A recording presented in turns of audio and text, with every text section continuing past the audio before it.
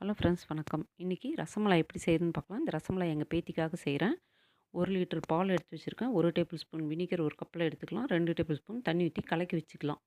பால் பொங்கினோடனே stove அணைச்சிட்டு வினிகரை 2 தடவையாக ஊற்றிக்கலாம். ஒரே தடவை போடாமல் 2 தடவையாக கொஞ்சம் கொஞ்சமாக பிரித்து போட்டு நல்லா ஒரு ஸ்பூன் வச்சு கலக்கி விட்டாக்க நம்மளுக்கு பன்னீர் ரெடி ஆயிரும். அப்படியே ஒரு வடி மேலே ஒரு கிளாத் போட்டு வச்சுருக்கேன். இந்த பன்னீர்லாம் எடுத்து அந்த கிளாத்தில் கொட்டி நல்லா புளிஞ்சிக்கலாம். அதுக்கப்புறம் 2 தடவை தண்ணி ஊற்றி வாஷ் பண்ணிக்கலாம். நம்ம போட்டிருக்க வினிகர்லாம் வரணும், அதுக்காக வாஷ் பண்ணி எடுத்துக்கலாம், ஸ்மெல் போகிறதுக்காக. வினிகர் பதில் இதே மாதிரி எலுமிச்சைப்பழம் போட்டுக்கலாம். நல்லா பிழிஞ்சிட்டு ஒரு வெயிட் வச்சிடலாம். ஒரு அரை மணி நேரத்துக்கு அப்புறம் எடுத்து பார்த்தா பன்னீர் பாருங்கள் நல்லா கெட்டிமாக ரெடியாக இருக்குது. இதை கை வச்சு நல்லா பிசைஞ்சிக்கலாம். ஒரு 10-15 நிமிஷம் நல்லா இந்த மாதிரி பிசைஞ்சிக்கலாம்.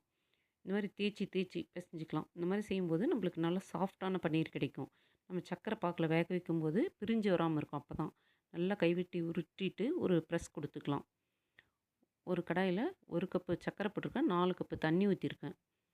நல்லா சர்க்கரை தண்ணி கொதித்தோடனே நம்ம எடுத்து வச்சுருக்கோம் பாருங்கள் பன்னீர், அதெல்லாம் போட்டுக்கலாம். போட்டு நல்லா மூடி வச்சு நல்லா கொதிக்க வைக்கலாம். சின்னதாக எரியிற ஸ்டவ்வில் ஹையில் வச்சுருக்கேன். எல்லா பன்னீரும் மேலே மிதக்கும் போது திருப்பிடலாம். இப்படியே வச்சுட்டிங்கன்னா இது ரசகுல்லா நல்லாயிருக்கும். இப்படியே கூட சாப்பிட்டுக்கலாம். நான் ஒரு மலாய் செய்ய போகிறேன். ஒரு 3/4 லிட்டரு பால் எடுத்து வச்சுருக்கேன். தண்ணி ஊற்றாமல் கெட்டி பால் வச்சுக்கலாம். பால் ஓரளவு குறைஞ்சப்புறம் 1/4 கப்பு சர்க்கரை போட்டுக்கலாம். அதுலேயே மலாய் நல்லா திக்கு பாலில் செஞ்சால் தாங்க டேஸ்ட்டாக இருக்கும். 1/4 டீஸ்பூன் ஏலக்காய் பொடி போட்டுக்கலாம். நல்லா கலக்கி விட்டு கலர் 2 சொட்டு போட்டுக்கிறேன். எங்கள் பேத்திக்கு குங்குமப்பூ ஸ்மெல் பிடிக்காது, அதனால் நான் கலர் போட்டுக்கிறேன்.